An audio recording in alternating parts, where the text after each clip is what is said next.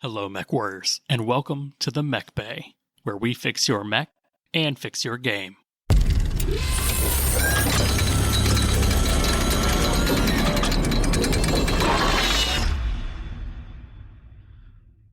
What's going on, Mechwarriors? Welcome to the Mechbay podcast. Have it your way, but don't get crazy. What's going on, Dustin and Denham? Welcome back, boys. Howdy, howdy. Oh, it's that Dustin kind of a night. With the cold one. How's it going, guys? We don't want a repeat of the last incident now, do we? Bringing up for the class, Dustin. I got plenty extra. I'm a lightweight.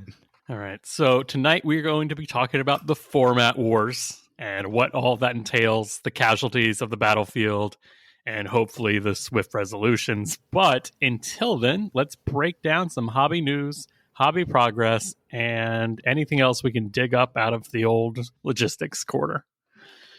All right, so we do actually have some BattleTech news. It's been a slower, but we've had the new Mercenaries packs hitting the shelves. Have you guys seen those yet? That's the one with I've not seen a real one in the wild yet. I'm excited about it. Mine shows up next week, so yay. Oh, nice. Got it on pre-order. Just a little one. Just a little one. I'm just ordering one lance right now. I'll have another lance later. But no. So, yeah, the Hansen's Rough Riders Battle Lance has the Reposed Atlas, the Enforcer, the Flying Hatchetman, or is that the Axeman? I can never tell between those two. Axeman's big guy, Hatchetman little guy, right? I think it's a Hatchetman with a rack. That's why. Yeah, it's the Hatchetman. It's the jumping Hatchetman. And then we have the long-awaited Penetrator. Is it long-awaited? There are a few people really that have, yeah, some people. We don't talk about those people, but they've been waiting. Oh, I'm going to avoid all the low-hanging fruit. Dustin hasn't had enough beers to take the low ground yet. Yeah, not just yet. So that's the first one. Apparently, the other three are just like the dropship behind. Like the date is now essentially, and there's no set date of when the others are being released. It's just essentially as they come off the line and you hit the dropships. It'll be a surprise. Yeah. I will say Fortress Miniatures and Games has already gotten their first shipment in package and shipped out, and they are now receiving their second shipment from the distributors. So they are fast. We haven't even seen it in the wild, and people have gotten their deliveries from Fortress by now, which I think is insane. They just have like drop ships out there at the pirate point, just sabotaging shipments as they come in. Yeah. But I know I will be picking up a Jumping Hatchetman to convert into a, Jumping Hatchetman? I don't know. Do you convert something that's already how you want it to be? That's not technically a conversion. It's been pre-converted. It's been pre-converted. But we all need to assemble our all-jumping mech lance. I'm excited about that. Yeah, totally. Dustin doesn't want to. Yeah, I'll be a little contrarian and say I don't like any of the jumping. We know you don't. There's a lot of people who don't. You're not alone. There I'm not? Plenty of people. No, yeah, there are a lot of people who just don't. And I'm like, okay, don't attach the jumpy smoke to them. That's true. They have an alternate base to connect the feet to if you choose not to use the smoke. Some of them have cool little smashed things like a smashed urban mech, because the legs are in a jumping pose, so you have to do something with that. Are you telling me I get a fifth base with a purchase of 4 mechs? Yeah, that's quite the deal. That's the most efficient deal I've seen on any BattleTech pack. Like, comes with free battle armor. That's so last year. No, I want free base. Yeah, Josh, free basing. You hit her here first. Okay. I don't want to say that's what sold me, but it definitely sweetened the deal. Ilkland Rec Guide is up to 31 now. We only have 1 left. Oh. This one has Savannah Masters. Yeah, but it's a Savannah Master. It's iconic. There's a select, and you know who you are. There's a select few who are ranting and raving. So excited for the new Savannah Masters. Right? I know people like that. Yeah, there's also some new battle armor for Clan Wolf, which everyone, likes. My ears perked up. There's only 1 left, so then we'll do a big old breakdown on that, right? Yes. That's the plan? Okay. Yes. Everybody's, favorites. We had an actual points update for Alpha Strike for our Alpha Strike contingent of players. The master unit list has been updated for the calculation affecting infantry, including battle armor and regular conventional infantry. So if the unit has mechanized or external mechanized or cargo 8 or less, it can no longer receive the brawler discount. So that's pretty much, that's most infantry apparently. So if you only had short damage, you don't get a discount for that anymore. And if you really didn't move more than 6 inches, you don't get a discount for the not movement. So that's going to affect some things. Like tortoises. Yeah, like tortoises. So regular elementals didn't change because they are right outside of both of those gates. But I think that's fair. Yeah.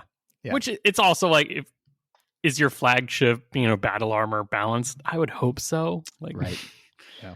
But it also is kind of okay, it does enough stuff that it ticks enough boxes that it's, I would say, already pretty appropriately priced, like the regular stock elemental. Mm-hmm. But yes, big losers on this are tortoises, ironholds, grenadiers, and just regular foot infantry. The Tortoise 2, we're looking at a 25% increase in points. Whoa. Yeah. I did not know about this. Now I'm going to see 25. So they when should be 20 points? When you said you were going to go to Southern Assault and see how that changes the meta, it actually, they did some errata. They did some nerf hammering. Do you think that the Southern Assault influenced those decisions? I think I would think so. I mean, it was okay. I don't think it was you're taking a small point out of a big pool and saying, did this piece of water affect it? When small, that was a big tournament. I would love to say that it affected it, but that's just my optimism showing through. I don't think it had anything to do with it at all. All right. Maybe it was obvious. I wish that it did, but most likely not. Yeah, these are much more reasonably priced. Let's see. The ones I used went from 15 to 20. Yeah. So there's a reason they were doing 33% more. Still a deal at 20 points. My poor Sylph battle armor have gone from my original 10 points to the next errata to 11, and now after this one, 15. Oh, a tragedy. 50%. A tragedy. How could you? My list hasn't changed at all because I use regular elementals. Denham's like, I don't smell like cheese. This didn't affect me. Sylph battle armor aren't cheese, they're flavor. But no, so just real quick, do you think this... I would like to think that we all could see that there were some price discrepancies for the super slow, not paying for any movement, aka the brawlers, but also only having a short damage bracket. So the tactic was you either get a cheap transport, run them, drop them, or an Omnimech, run them, drop them, and then they do all the damage. So now, like I said, 20 to 25% increases across the board for those. Yeah, it was definitely being taken advantage of. I mean, it was in the rules and everything, but that's what I like to call a loophole that I'm glad they plugged up. But has it gone far enough is the question. We won't know until we play determined. More. Yeah. I still don't think that's enough.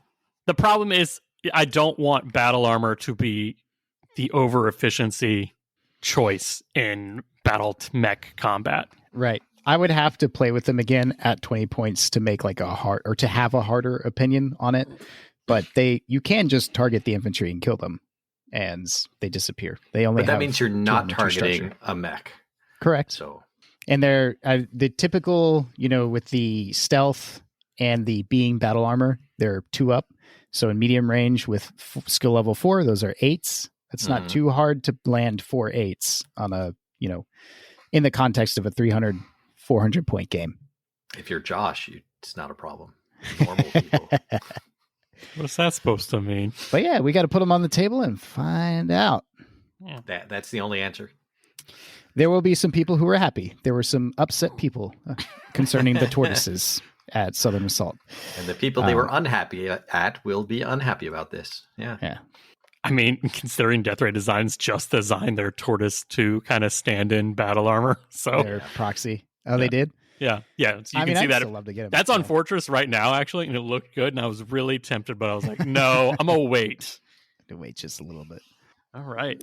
So we've got, like I said, Hanson Rough Riders hitting the shelves, and like I said, second jump ship of that's coming in.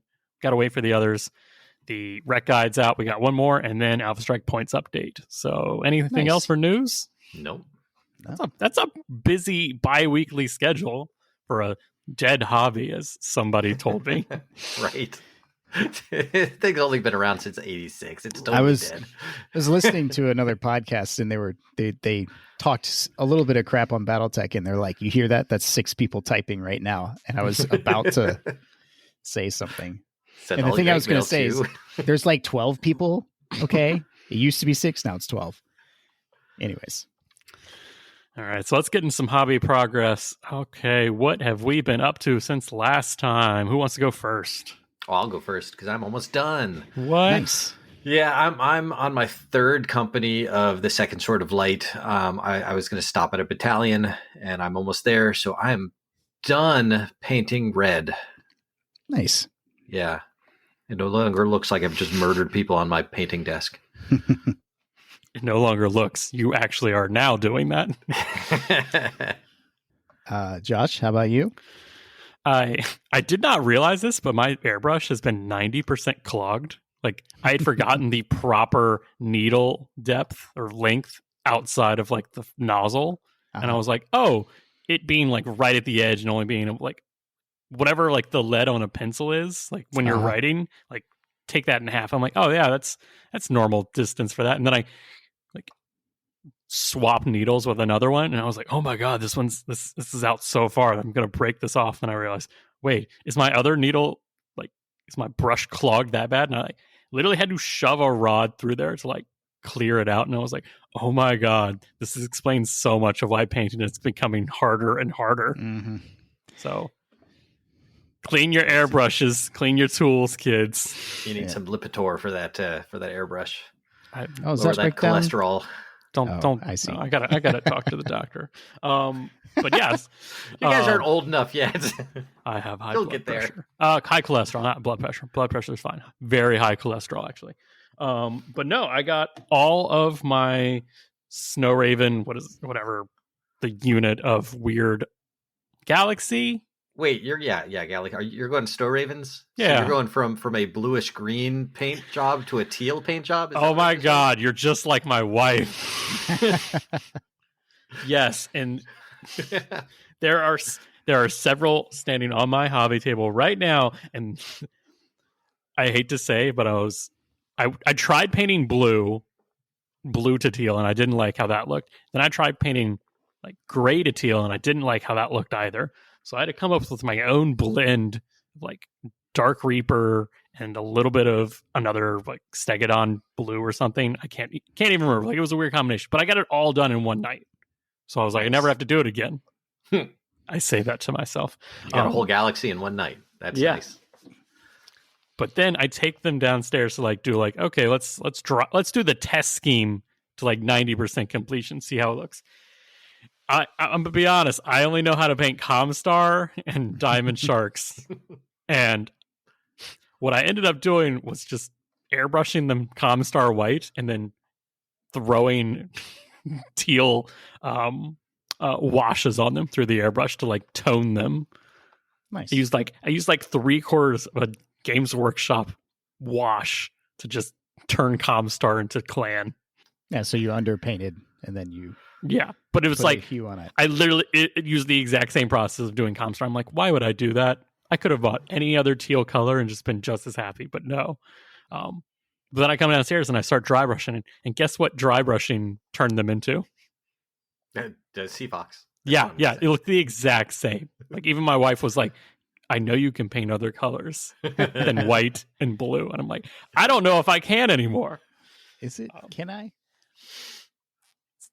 So I got them teal through the wash, and then I tried dry brushing blue. Can't dry brush blue. Dry brush gray over the teal, and it looked really good. Like, I was real happy with that. Nice. So I got my problem, Dustin, with blue that even his Draconis Combine came out purple. It's bad.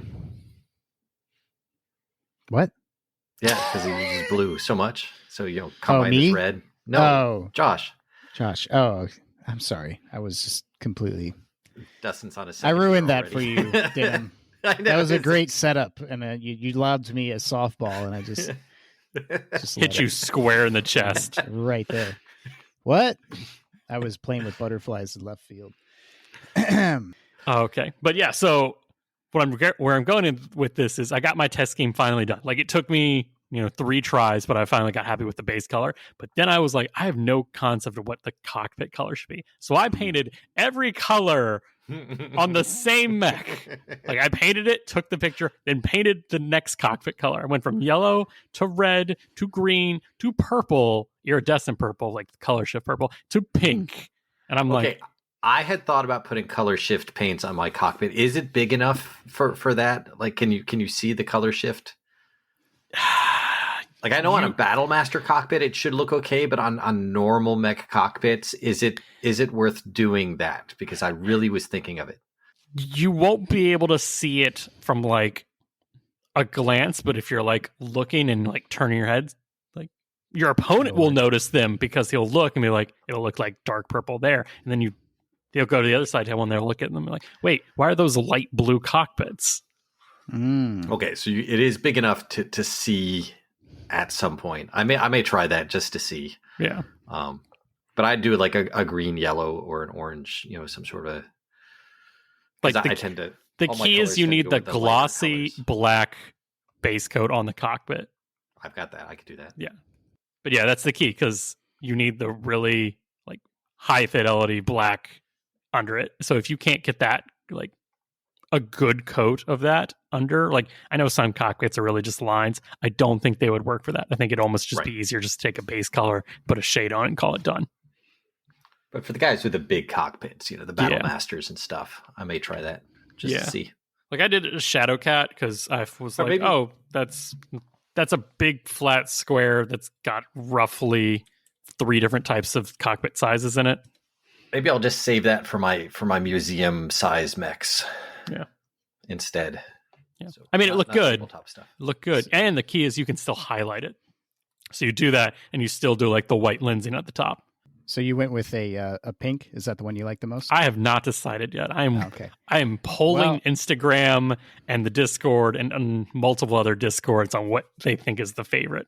So with the blue and the yellow and the pink, you have kind of a triad scheme going on. So the color wheel found you. I mean, where I'm at now, you mean? Like I stopped on the pink. Yeah, that's a triadic color scheme. Okay.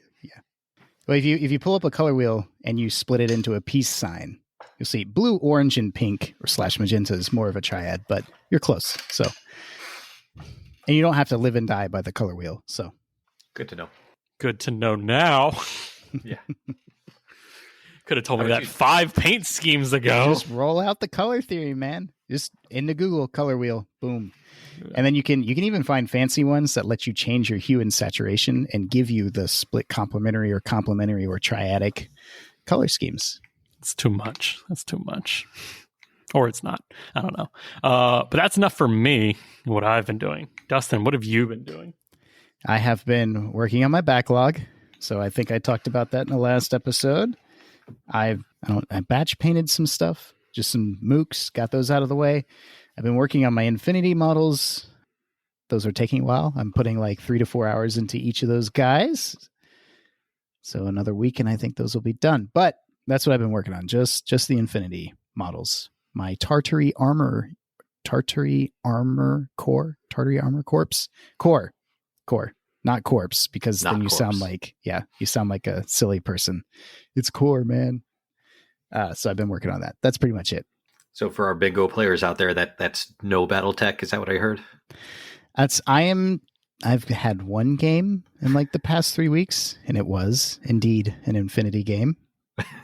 I'm also trying to infect this person with the BattleTech bug. So we'll see how that goes. It's been hard to get out to the game stores on the days that you guys are playing.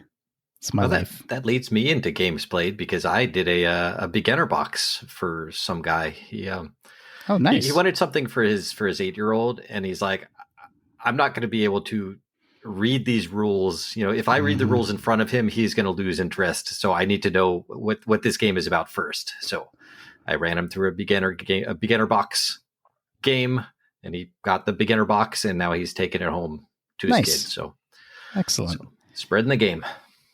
Good for you. New blood. Investing in those future players. That's right. That's right. All right, so let's take a quick break, and then we'll get into making a format. Well, howdy, folks. I'm Kenny Taro, owner of the Kentaro Missile Dome. You may also know me as your #1 dealer in indirect explosive ordnance. Now, our recipe for high-grade missiles start with our patented long-range guidance systems. Take this Longfire LRM. You may not think much of a single missile, but the missile knows where it is at all times. It knows this because it knows where it isn't. Now, you put 20 of these bad mamma jammas together, and we guarantee the only deviations you'll see are in your enemy's survival rates. So come on down to the Kentaro Missile Dome on New Texas and ask for that Kenny Taro special. All right, and we are back. Now, the big question is how to play BattleTech, but not rules-wise or unit-wise, but how do you have this social contract, knowing what to bring, what lists to take, what era, what unit limit, BV, all of these little minutia of questions that are just float around and no one knows. BattleTech has too many options. You have to have a format. Yeah. It's chaos without it. Yeah. The problem is there is no one correct answer, but there are definitely incorrect answers. Definitely. Let's get into that. Yeah. So what is a format? Let's just define the problem / solution right out the gate so everyone kind of knows a little bit more about what we're talking about. So when I say format, what do you guys think? Organized way to play that has built-in constraints so that everybody is on the same page, and you could just say, I'm going to play this, and there's no questions. You just know. You have a piece of paper you can look at. Bam, you know what you need to bring. There are no questions. That's, in my mind, what a format in this situation is. So all those questions you ask yourself when you get the time to play that pickup game or that structured game. What am I bringing? What am I allowed to bring? How many points is it? What kind of units am I allowed to bring? There's so many kinds of things you can bring in BattleTech. Am I allowed to bring long-tom artillery? How about you, Josh? What do you think? Anything that puts your list in a box. I'm going to say it's anything. A format is anything that restricts me, restricts what I can take, restricts kind of what I buy almost, because I'm not buying things that I can't use. So even a format for a casual event, like, hey, we don't play that here around here. I was like, well, I bought it, and they're like, sorry, find someone else, but it's not it. I bought a whole company of experimental mechs. You mean to tell me I can't bring any of them? Yeah, yeah. I mean, so that's how I define format. Anything that changes what I do. That's really like the most baseline answer. What's that movie that everybody quotes? Nobody puts baby in a corner. That's what the format does. That is Footloose. No. Oh, wow. I'm sorry. Wow. That is not. Oh God. Uh-oh. That is Dirty Dancing. I apologize. I got my Kevin Bacon movie. I say Patrick Swayze is going to come to your house from the mistaken grave. With my. So whatever puts baby in a corner. Unfortunately, there's 3 movies that take up the same brain cell: Red Dawn, Footloose, and Dirty Dancing. And there's Kevin Bacon and Patrick Swayze in 3 of those. Not in the same combination, but and my wife's now angry at me. But to us, a format is anything that restricts how you play, whether that be for an event or just casually at the random pickup games on a Tuesday or Friday night. Now, there are some formats that currently exist for specifically BattleTech. Now, each of them has its own distinct twist on a couple of the same problems, but I'd say the big ones right now are the BTCC, the BattleTech Tournament Championship Circuit, Wolfnet 350, but that's more of just an Alpha Strike format. Right. You've got the Goonhammer format, which Goonhammer put out an article kind of going on their basics, how to pick up and play a game. There's the MRC, which we've talked about, which is a basic, take this so you can score matches. Mm-hmm. And then there's the Brooklyn format, which is more just like here's a casual set of basic outlines and guidelines. So I see that some of these are like tournament formats and others are pickup game casual formats. So I guess we'll go over as we have this conversation. Are formats needed? Are they essential? And when are they essential or needed? Like, are they always needed? I mean, not every format is hot built. take. Yes. I mean, every time. Part of the social contract is when I arrange a game with you, Denham, or you, Dustin, we build a format. You build a format in the chat box real quick. Oh, what era are we playing? Oh, how many PV? Boom. You just gave birth to a full-blown format just there. A little format, baby.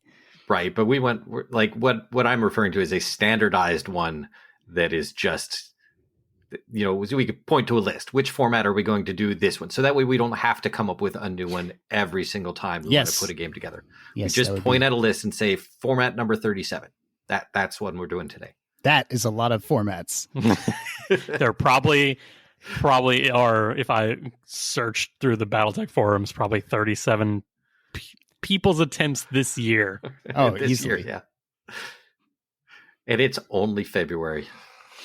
Only February. All right. So you can build a format for, quote, a competitive event or a casual event. The big difference between those is a casual event really only needs to exist for that small instance of time. Like, you will use it and then you will build the format for the next game. Mm-hmm. Your competitive formats, they kind of need to exist, with a solid foundation. So if people want to buy things and, travel and make plans to play that game far, far in advance, it needs to not change enough so they can do that. Right. It does take a long time to paint miniatures. Do we want to go into the basics of like restrictions, or is there anything else we want to talk about right there? No, I think we covered it all. Okay. Let's break it down. Let's get into the nitty and the gritty. The concept is easy. It's the details. That's what makes this difficult. Yes. That's where the Jerome Blake is, in the details.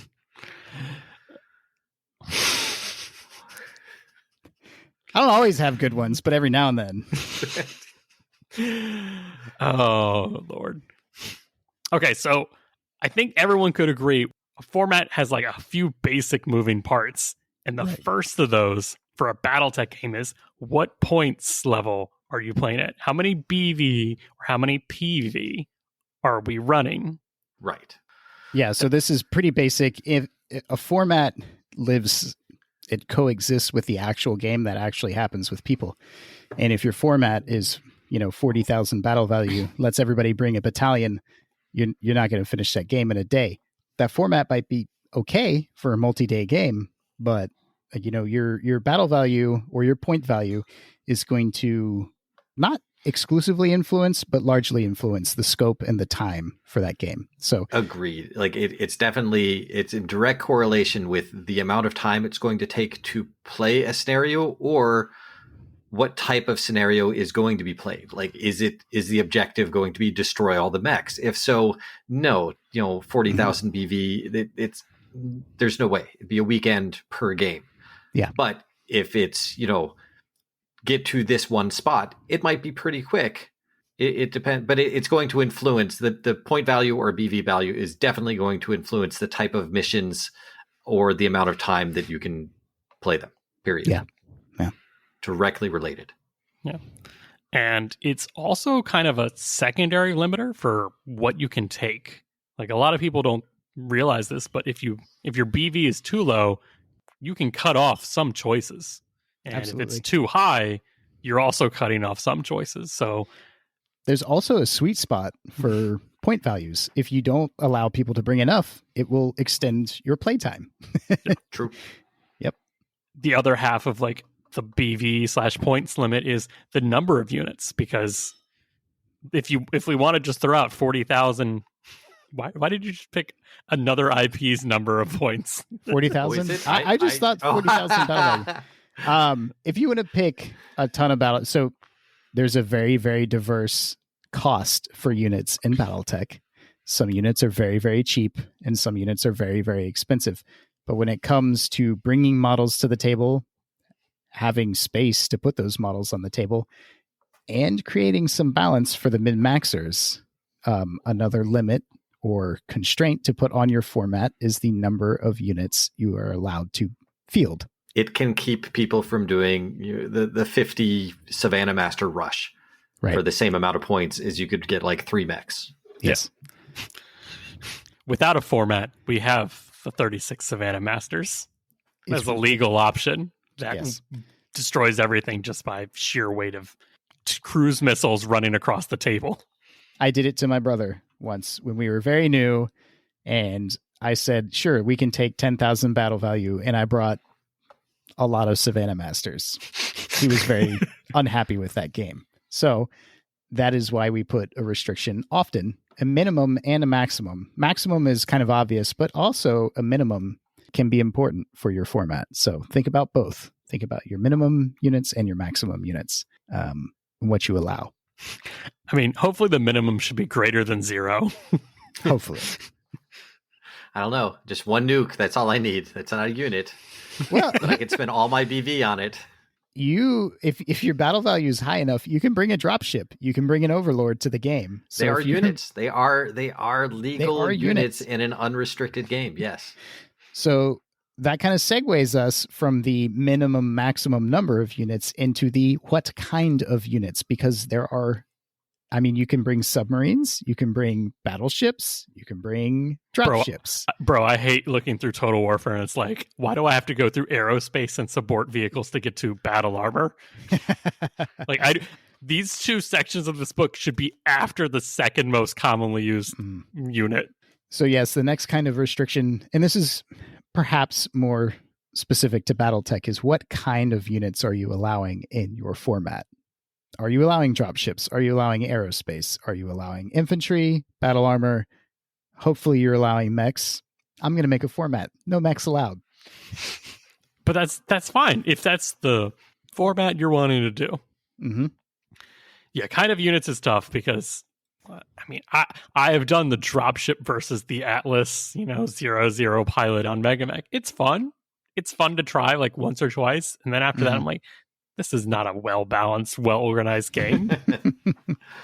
Well, because like BattleTech, there's a type of way that BattleTech was designed to be played. And if you step too far out of that box, it does break it. Yeah. So, I mean, I guess that's one of the reasons why you need to have a format, is to keep people from intentionally or unintentionally breaking how the game is supposed to work, just to make it more fair for everybody who is trying to play. I mean, the original game, correct me if I'm wrong, Denham, but the original game engine is built around a lance versus a lance of mechs, and everything else is glued on. That is correct. Yes. Yeah. So easy to break, especially when it's built like that. In the beginning, Blake created 16 mechs, and he said they were good.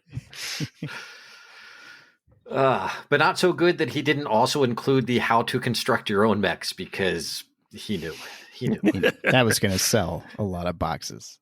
So even just outside of what units you can take, some people like to set what kind of equipment those said mechs can take. Because as much as we all want to run Skinwalker/Ryokan 3s with enhanced imaging and no gyro? Yep. We don't want to spend 3 hours looking up the rules for said unit and having the entire game time be that person explain what their unit does. Or certain kinds of equipment are especially not fun. I'm surprised you didn't mention the T-Semp cannon. My Poseidon will teach you about it. So the equipment section, out of all the sections that we've mentioned so far, like all of those, I can see us coming up with good solutions for what we need, and it would work. But the equipment section right now, as it is portrayed by Catalyst, I think is fundamentally flawed. And I think that really needs to be looked at hard. And it would just make this a whole lot easier on those of us trying to come up with nice formats, if they would. Because right now, they have it at what? Intro tech, standard tech, advanced tech, and experimental tech. That's in a nutshell, correct? Yeah. What you're saying is the rules that they have established now do not lend themselves to an equipment restricting / allowing format. Oh, correct. In a big way. And I'm fine with them having those labels on them, but I don't think that corresponds to what plays well in a tournament setting and what doesn't. I think what needs to happen is they need to have a tournament levels, level 1, level 2, level 3. Okay, I see what you're saying. We touched on this in the experimental episode. We did, but I think, like, thinking about it, this is where it really comes into play, is for tournaments. Like, for playing casually or playing campaigns, it doesn't matter, because like the experimental fits well into the lore. But as Josh has pointed out, some experimental stuff is equivalent or even less effective than standard things, and some standard or advanced equipment is either nearly broken or in a tournament setting just makes it so not fun or game breaking. So instead, like, if you're doing a tournament, ignore intro, standard, advanced, experimental, ignore that, and have all your equipment into different levels. So level 1, level 2, level 3. So experimental, one piece of experimental equipment might be in a level 2 or level 1 box, but another one might be a level 3. And I would think that, level 3 would be like, don't play tournaments with these. It just doesn't work. Level 1 would be, this is great for beginner level tournaments or people new to the game who want to do a tournament, but just have fun. And level 2 would be for things like Southern Assault and Nova and places where people who know how to play the game are going there and trying to make a good, balanced, competitive list with good, balanced, fun equipment. So that's my opinion. If I were to, maybe I'm arguing devil's advocate here a little bit, and you do have to kind of know the game pretty well and reverse engineer this, but do we kind of already have those levels with the books? I don't think so. Like, in a nutshell, I would say in most cases, intro would go into like level 1, standard would go into level 2, like in most cases. But what I'm saying is that they need to be looked at individually and organized in such a way so that there are no outliers that don't fit in those sections. We need to reorganize all of that and come up with a standard in order to organize those into those sections, regardless of what its in lore designation is. Okay. I think we'll expand on this, but we're going to be talking about it here in a little bit. Yeah. So I think we'll circle back to this conversation. Okay. Yeah, I think so. But Denham is passionate about this level. Well, I think that the equipment part is the most broken part in creating a format, in my opinion. That's okay. That's where I stand.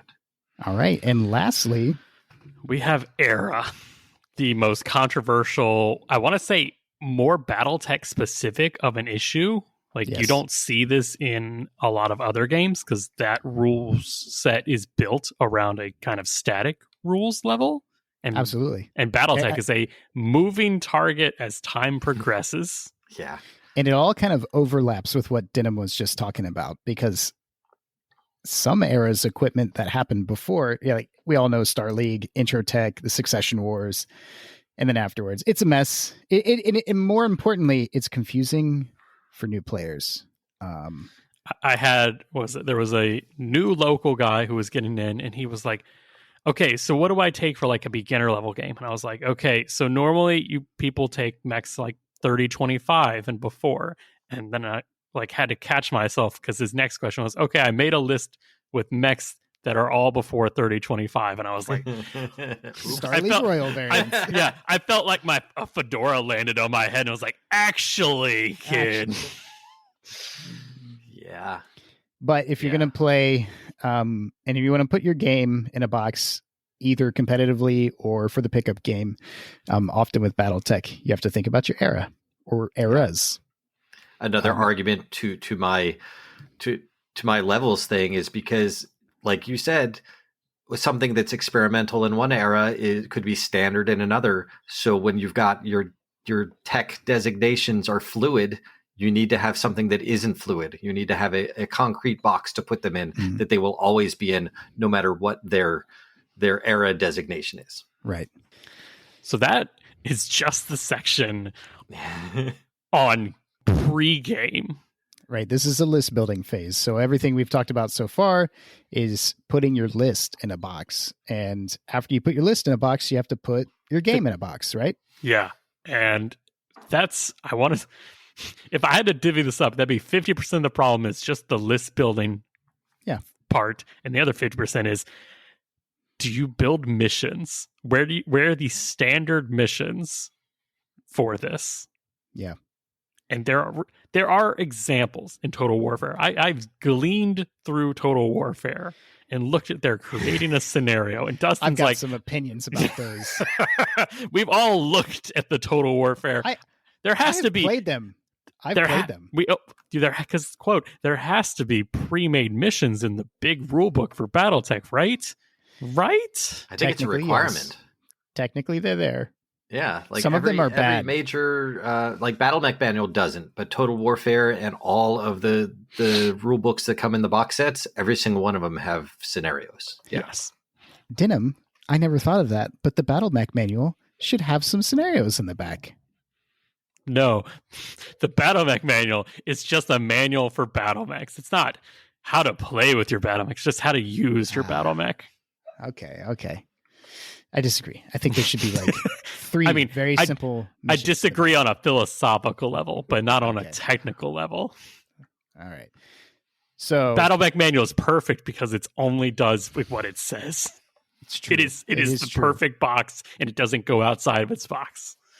But yes, for missions and / scenarios, because some people call them differently depending on what they are. The big question is, how simple / granular do you want to be when you make these missions?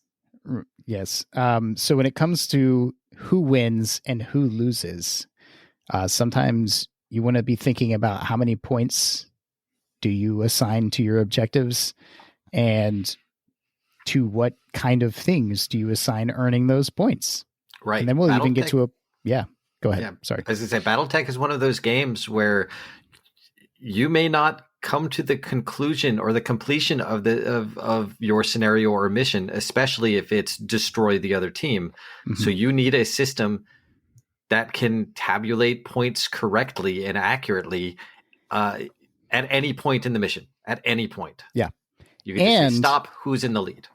And especially if you're playing an intro tech era, you will find that half of the mechs are literally worthless if you're not playing with objectives. If you're playing kill only, especially in intro tech, you'll be like, why do light mechs exist? I mean, don't get too technical about that, but for the most part, it's kind of true. Dustin, don't quote me. Light mechs don't have a purpose. I mean, also Dustin, light mechs don't have a purpose. I just don't want to offend people. So I make my opinion soft. I can ruin your day with a spider, but they're few and far between. That's true. So you kind of want to balance after you think about your objectives. There are two basic things to think about. I mean, maybe there's three, but my small brain has only figured out two basic things. It is whatever objectives you have created for your mission, be it some sort of capture the flag, area denial. Do you balance that with actually destroying things? Because both of those things are things that can happen in the game. We want to score what can actually happen in the game with the people, with the dice. And how do you weight one or the other? So another thing to think about when creating your scenario. How much do you reward killing stuff? How much do you reward playing the objective, whatever that objective is that you have created? It's tough. It's really tough. Yeah. I'd say mission building is the hardest part out of all this, though.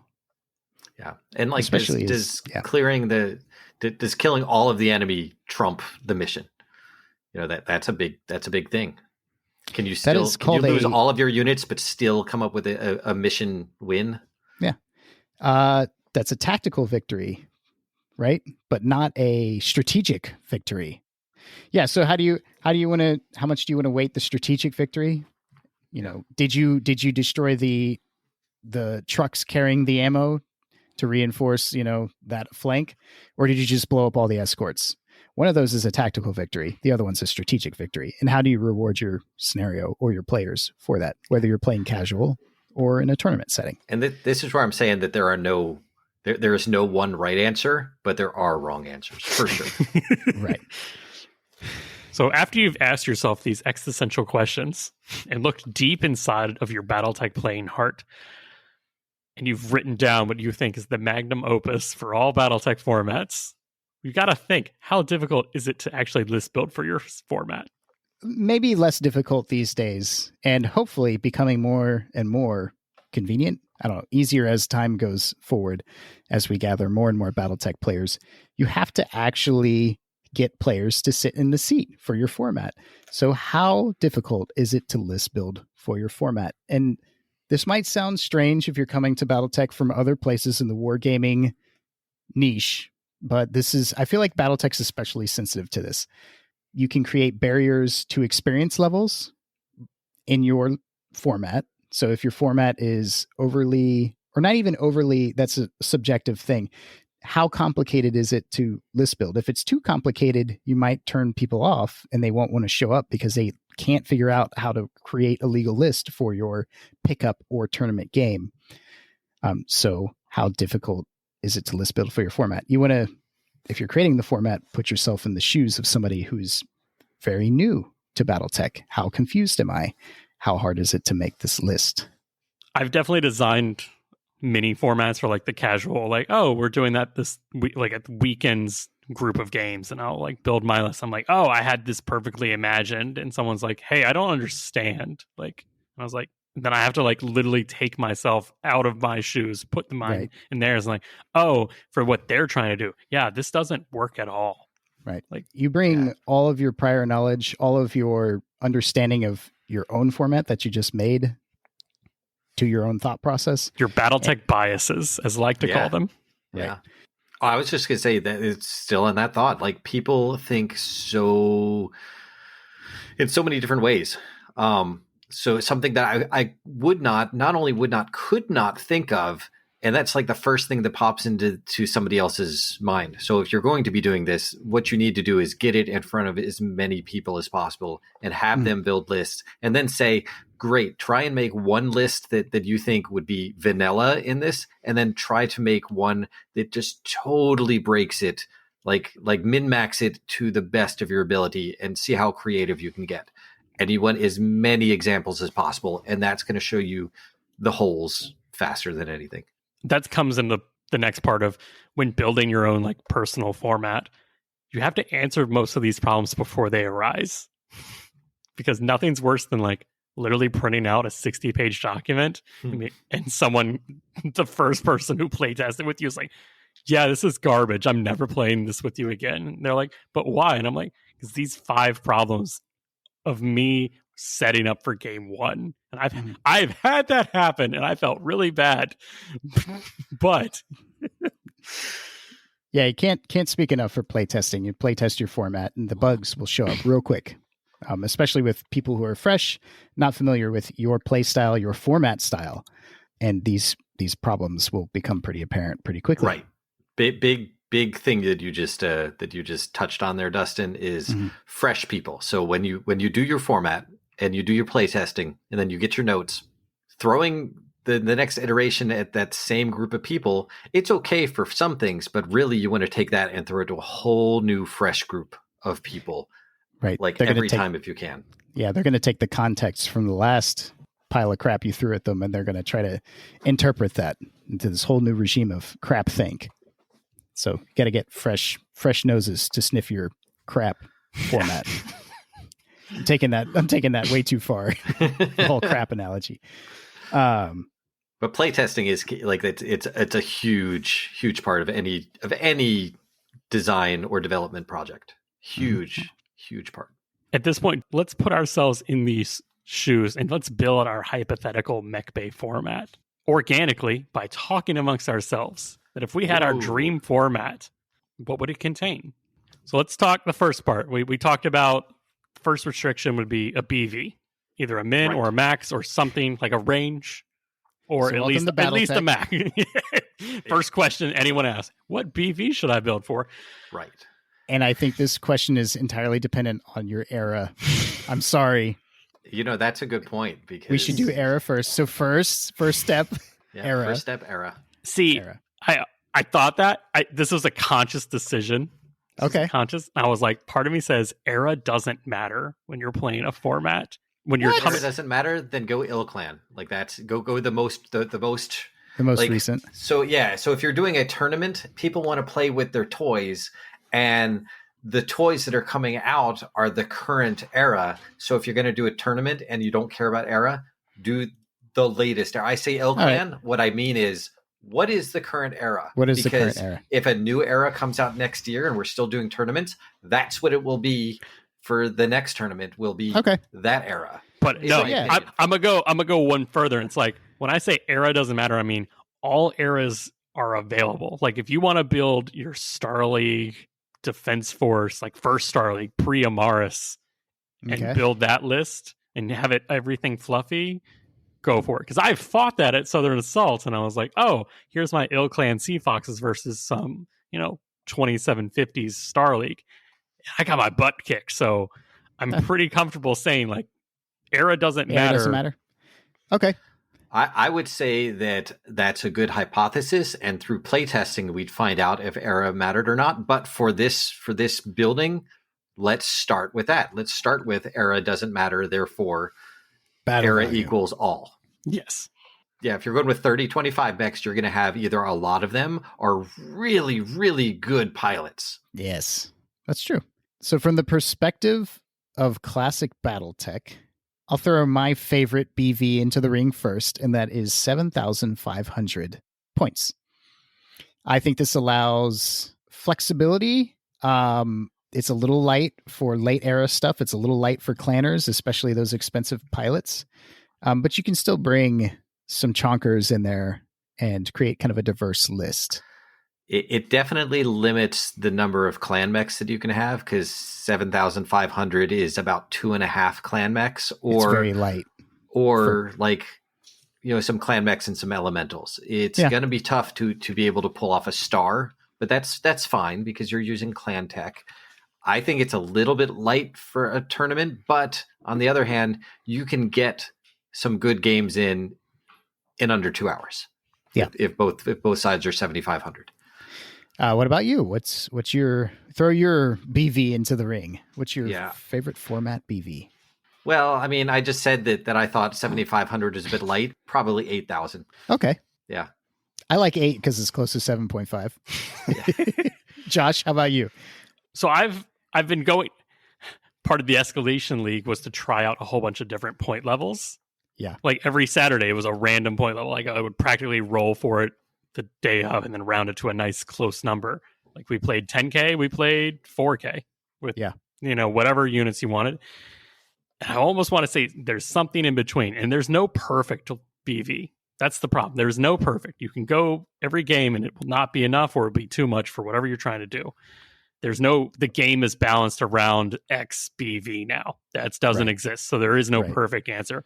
I will go to, the historical data, and that BTCC, the demo team official format, was doing 6,500, but with the caveat of you had 3-4 pilots, and that's what turns it into 8,500 BV. Interesting. Oh. Yeah. Wow. Yeah.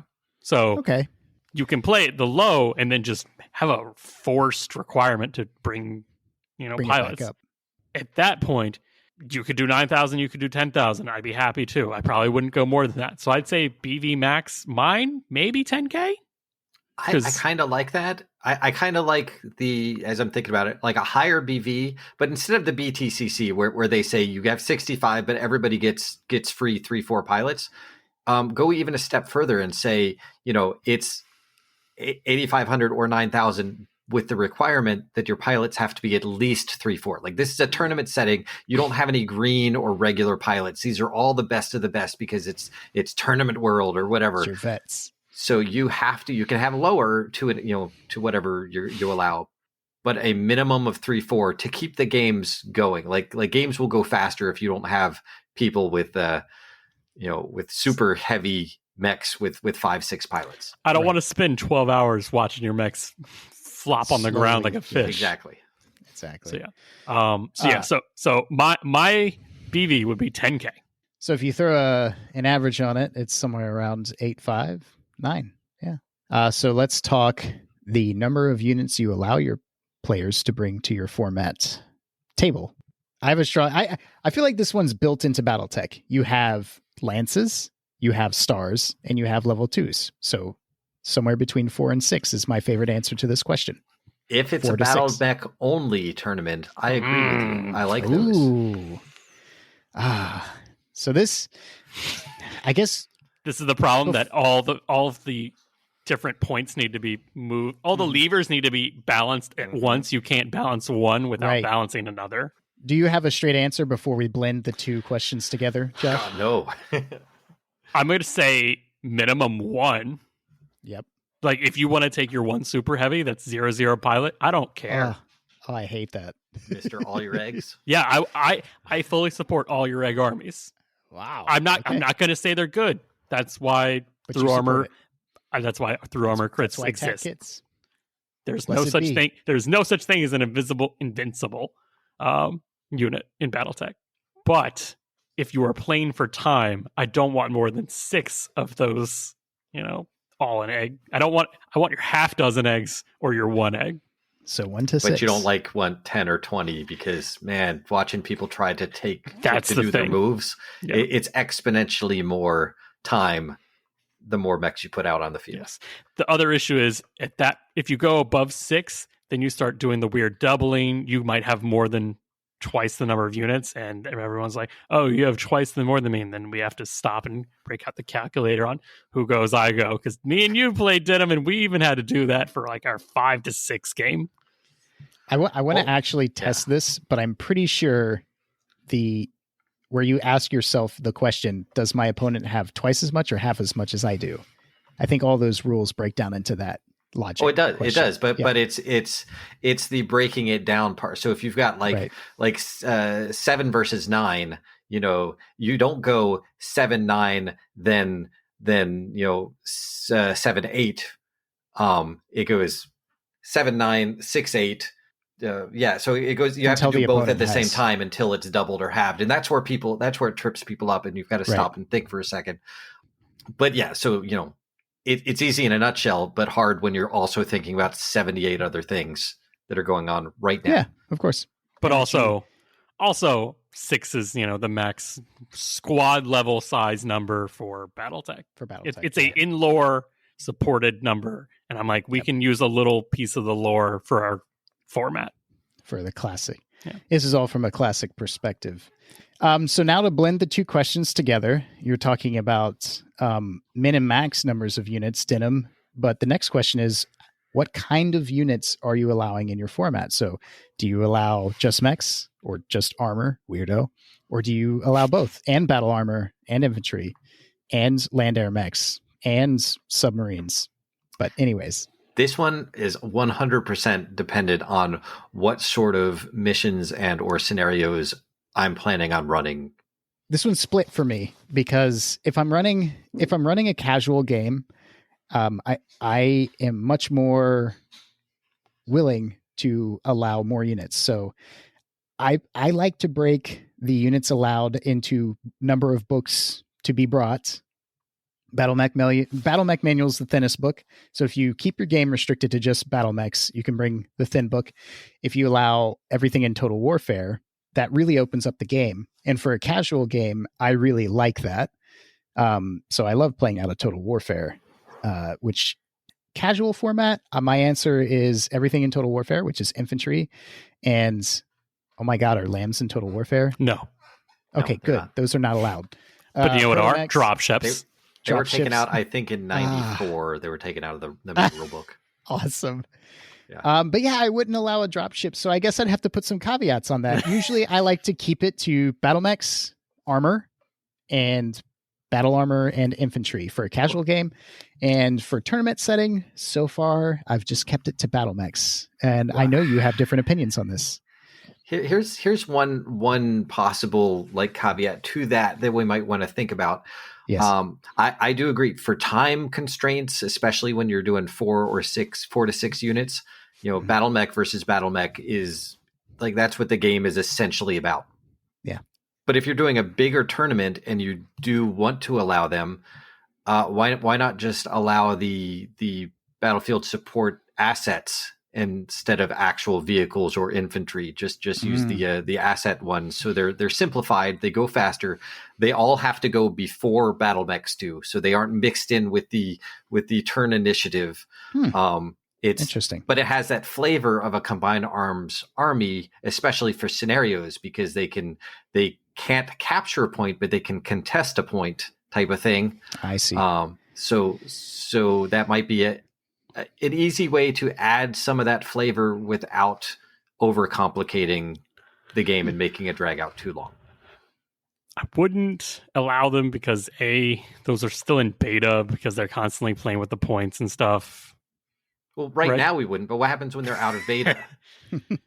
Well, right now they're still changing up battlefield support points, so I don't know if that's ever going to be a competitive level thing where it's like, oh, what's the price of this? Well, I have cards that I could buy, and they're already now playing with the points. So I differentiated between casual and competitive when I was talking about what I allow. Denham, would you allow the battlefield support in a competitive setting or just in a casual setting? If I'm doing a level 2 tournament, I would probably levels of yeah, exactly. So that's what I'm saying is that's where that comes into. So a level 1, no, mechs only on level 1. Level 2, would be optional, or like light battlefield support, like landmines or artillery or airstrikes or whatever. And then a level 3 tournament would just allow all the cards. Okay. In my head, that's how that would break down. To circle back to the original blending of the question, how many units and what kind of units? What are your answers for like those combinations? I think you said you're cool with the 4 to 6 for just mechs, but if it's combined, I don't know. Yeah. Oh, okay. Because combined, I would say use your asset cards, which are independent. So it's still 4 to 6 mechs, but how many battlefield support points are you allowing each person for assets, which can't control a point, just contest, type of thing. So like they aren't there. They're there to assist, but not to score. Right. So they don't count as much. So I still think 4 to 6 mechs, period, across the board. Okay. The other stuff is just flavoring depending on what type of tournament we're planning on doing. But I don't think they count towards the unit limit. I almost want to say for like babies first, don't do anything but mechs. Because then you can just point to the battle mech manual and just be good and be like, if it's not in there, it's not allowed. And that's part of our allowed units thing. It's like, can you run everything in that mech out of looking only through the battle mech manual? And the answer is no, it's not allowed, which is hard because then you have to like go through and like, oh, then you have to have this equipment list. Because it's not standardized yet. Oh, it kills me so much. So this brings us to our. This brings us to our next. Everything points back to reorganizing the equipment. And I agree. I want it to be so that brings us to our next question, which is what equipment do you allow? And unfortunately, as we covered in the experimental episode, there's no true alignment of the books, that is Battle Mech Manual, Total Warfare, and all the other books. You cannot go to the master unit list and select Battle Mech Manual only, Total Warfare only, etc. I wish you could, but you cannot yet. But for the sake of the question, what kind of equipment do you allow in your scenario? I'll answer real quick. I'll go right back to what I said before. If it's like a competitive format, I want to narrow it down. So I'm going to be Battle Mech Manual only equipment. And if I'm playing a casual game, I'll do both. In that conversation where you set up your format, I will say, I'm going to bring some experimental stuff or some tactical tac ops stuff. Are you okay with that as my opponent? And then you'll say yes or no. And then I'll just get Total Warfare. But I'm saying if we're restricting it to mechs only, absolutely just the stuff that's in the Battle Mech Manual, I'm fine with for a tournament. 100%. Everyone knows what the facing of a mech is from the Battle Mech Manual mechs. Yeah. Right. Right. There's no tripod rules, so I don't bring tripods. There's no vehicles, because what happens if your vehicle doesn't have a turret and you hit the turret? What happens? Do I go searching through Total Warfare to find out? Does my opponent know? Do I trust my opponent? Right. Yep. No, I want to be able to look in my single small rulebook that is very concise and proven to work for 99.9% of cases. Yep. Keep it simple. If it's just one book, that's so much easier. Yeah. Absolutely. So we've got BV, we've got Minimax units to the table, we've got kinds of units that you're allowed to bring or not bring, the kind of equipment that is on those units. What else is there? Well, there's this whole thing called tactical operations, AKA canonized house rules. Yes. And some of those are for our benefit. Some of those are for our flavor. And if they reorganize all of this into level 1, 2, and 3, then it would be easy. But quit asking, Denham. Quit asking. Until they do, no, this is important. Until they do, I say no. So floating crits, which is a canonized house rule in the Battle Mech manual. Right. Okay, but that's in the Battle Mech manual. Okay. Yeah. See, and that's what we're saying. If it's an optional rule in the Battle Mech manual, then it is up to us to decide which optional rules that are in the Battle Mech manual. But if it's not, if it's in TAC Ops, no, because it's another book. And if we're doing a format that's going to last the test of time, yeah, we're gonna lose out on a little bit of flavor, but it's all just going to be one book, and I think that is key. I will say. So as like kind of a hybrid opinion on this, well, I don't know if I'm hybridizing anybody's opinion, but my opinion on this is house rules or fan rules or TAC Ops rules. I would say they can add a lot of flavor to your tournament as long as you keep it minimal, like 1, maybe 2 max. Like I don't want to have to rethink my whole entire paradigm of playing BattleTech because I'm an out of the books kind of player to play in your tournament. And so I would extend that to my own tournament. I would pick basically nothing, but there's, multiple attack dice, which is an Alpha Strike rule, but nonetheless, it's a rule that's in the book that is used in Southern Assault. I really like the flavor that adds to the tournament. So I just keep it like spice, not too much salt, just a little bit, just 1, maybe 2, not too many TAC Ops rules in there. Yeah, I say no because that's another book you'd have to bring. Okay. I mean, there's enough optional rules in the Battle Mech manual. I do like your answer the most. Yeah. What answer?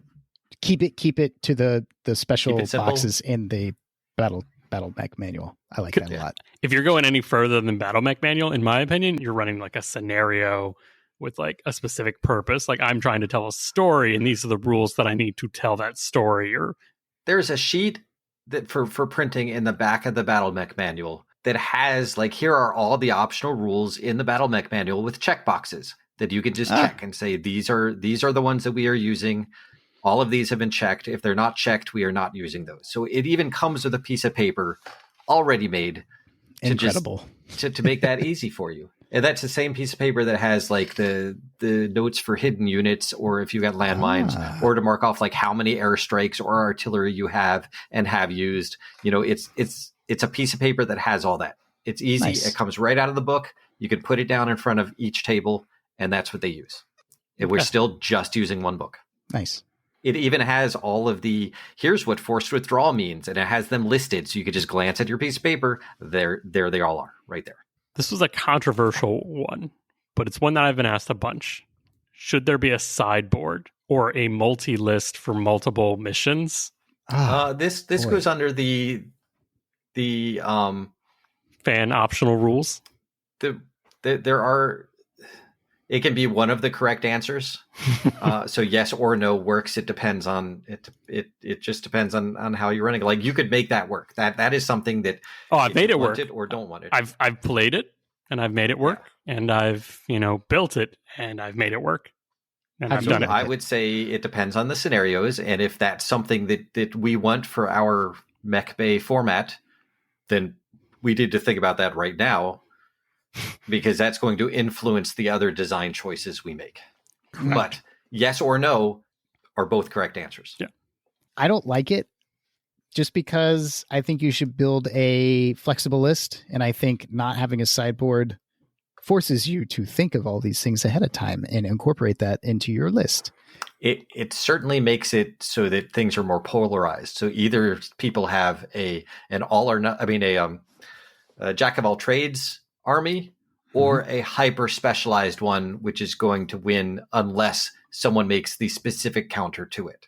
That's the one problem with your way, Dustin, where with a sideboard, you don't feel as pressured to make a hyper specialized list, or you can see what somebody's hyper specialized list is and tweak yours a little bit so you could at least counter that without disrupting your plans too much, or just saying, well, I guess I lose. I will say you have to be very explicit on the rules for like when you choose the sideboard stuff. Like if you know you're playing, Joey next, and Joey's got a all golden BB list. Pharaoh Laminar. Yeah, I could, like, even before I officially know that he's my opponent, but I just know, like, oh, the only person I haven't played is Joey, and Joey's list does X, and I have enough on my sideboard to counter that completely, and he does not, because his whole list is that. Like, that is a legal question. Like, if I know, but if you know that much about Joey, maybe he knows enough about you that he can say, oh, well, he's probably going to do that. Therefore, I will use my sideboard and change sideboard his sideboard. Up. Yeah. So like they also have a sideboard. Yes. So. No, I understand that. I'm just like, that is one of the issues a lot of people don't think about when they add in a sideboard. It's like, I devoted my sideboard to completely countering this person's list. And I'm like, if you had just built one list, would both of you have built more balanced, not rock, paper, scissors? Like there only comes down to 3 lists then, kind of thing. Well, that's a philosophical question again. Yeah. This is a philosophical and existential episode. So once you've gotten all those are just like, that's the list building part of the box. Now we go to the other side of the box. Do you even include the missions? Do you know the missions ahead of time, or is this a blind drop? I don't know. I've seen both missions included and missions not included, and the not knowing, like, it knots my stomach up. But it's kind of a you just don't know. But also on the flip side of that, if I'm pretending that it's an in-lore game, then my commander is making battle plans, and of course I'm not going in blind. I know the general battle plan in a war. So I'm going to tweak my army to do what I think the enemy is going to do against. So I'd say if I had to choose, I'd say include the missions. But okay. I'm not going to cry about it if they're secret until as long as they're secret for everybody.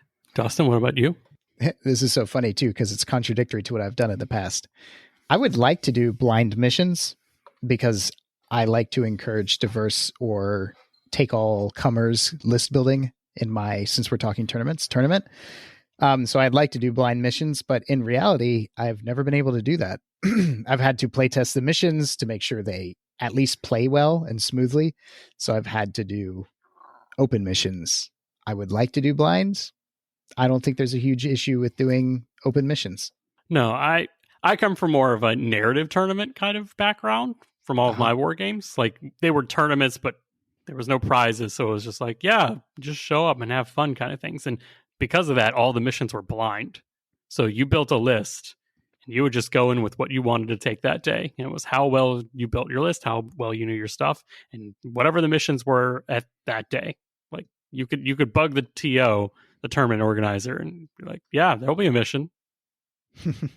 Maybe not. How did you like that? I actually like that because I couldn't stress about my I say I couldn't stress about my list building, but I would stress just as much about my list building. But then I couldn't tune. I couldn't have like the perfect tool for the job, which is, in war you never have the perfect tool for the job. You have the tools you have. Adapt. Overcome. There you go. And that was kind of fun. Like I enjoyed that more than I would think I would. Just kind of rising to the occasion, dropping in blind, and be like, okay. Then the TO would be like, all right, turn 3, this happens. Everyone react. And it's like, whoa, that's even crazier. I didn't like that. I'll put it that way. once the paper is given, that should be the end of it. But no twists. No twist. At least no twists that aren't written down. But so I enjoy the blind missions. I enjoy reacting to what's happening, but I also don't mind knowing the missions because then that lets me practice that. Right. I'm kind of 50-50. That's just whatever you want to do for your tournament, I'll say. Yeah, I'm pretty 50-50 on that one too. Experience for half of it, but yeah, like I said, I probably have more blind missions in my belt, which is a little shocking, even for BattleTech. Like, but then again, most 50% of my tournament games are just kill the BV. Kill the BV. Yeah, that's true. It's my fault. You're fine. So that's missions. But what other things? Are there any other things we want to discuss that need to go into a hypothetical Mechbay format? If we're ready to kind of take a step back and take a kind of a meta look at all of the questions we've asked tonight, I have some thoughts on that. Please go. I think before you answer all these questions, surprise, I'm putting this at the end, you want to ask yourself, like, what, to be lame and corporate about it, you want to ask yourself, what are your guiding principles? But to be less lame about it, you want to ask yourself, what kind of a vibe am I creating for my tournament or pickup game? But do you want it to be more sweaty or less sweaty? I don't think there's a wrong answer to that question. I just think you need to ask yourself that question before you answer all of the things that we've talked about tonight.